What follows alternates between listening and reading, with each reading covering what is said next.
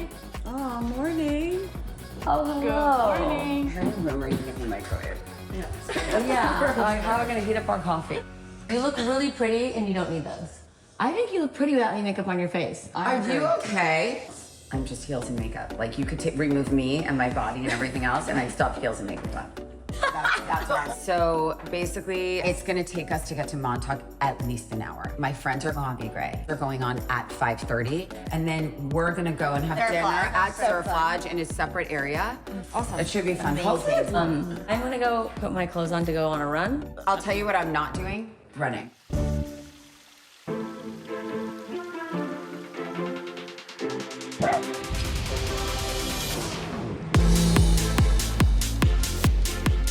Hey, baby love.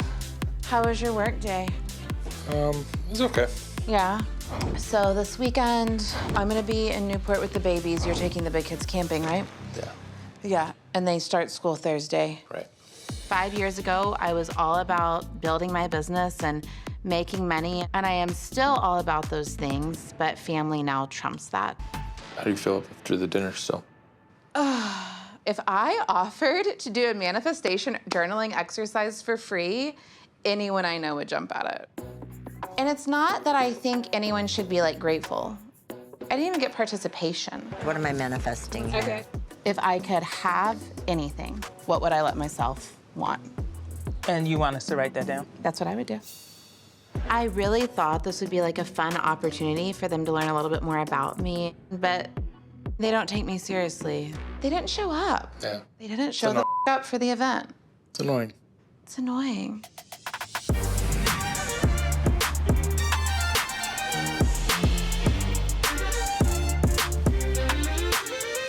Where is Sutton? Hello. Well, hello, darling. How are you doing? I'm good. Oh, good. Glad to see ya. I've never been to this park. I know, me neither. I've driven by it 18 million times. But look at this, Centennial Rose, and there's a time capsule in there. Shut up. That is not supposed to be opened until 2114. We're not going to see that. No, girl. We're going to manifest it. Maybe we will. I've really been, this is what. Stop, I was thinking about this morning.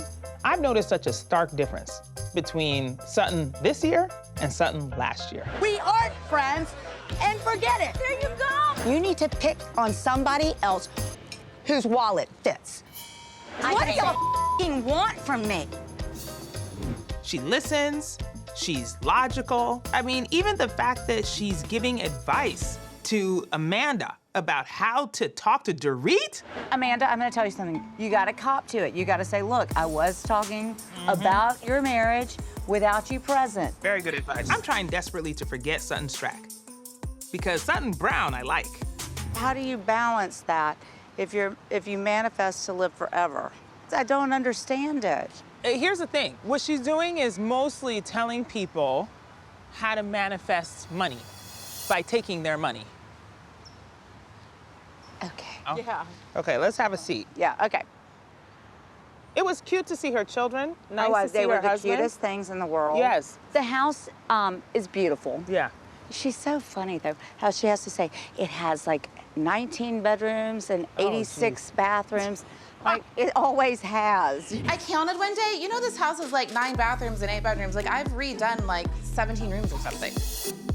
She doesn't need to quantify her money in order to fit in the group. Amanda wants to prove how far she's come from her childhood and her beginnings. A lot of us come from humble beginnings, but the real merit in it isn't by just showing off what you've accumulated, but by showing the journey that it took you to actually get to the place.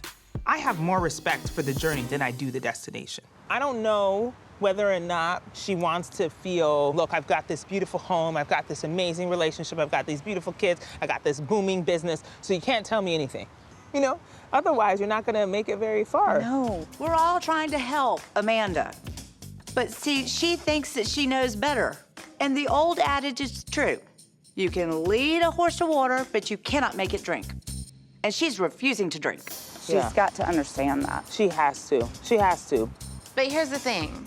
The salad course has barely been placed on the table, and I get to hear that it is my fault that Dorit and Kyle had that exchange at dinner. It's my fault. They still want to talk about the Dorit bullshit. Kyle had a really strong opinion about Dorit talking about her ex.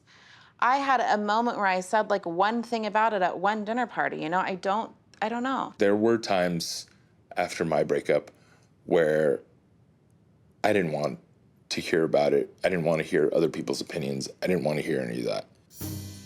You know, Eddie's been through a divorce with young children, and he's a very compassionate, non-judgmental person. But even with that in mind, I don't think what I said warrants this level of scrutiny. You just don't know each other yet. And maybe she's intimidated because you're younger. Because I'm young and successful and I'm not financially dependent on a man, and she outsourced her financial well-being to a man and it didn't go well.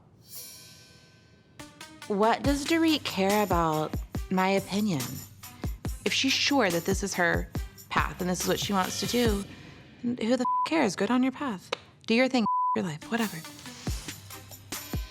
If that was the decision that she made instead of being independent, then that's on her, yeah. Which is very different from me. Yeah.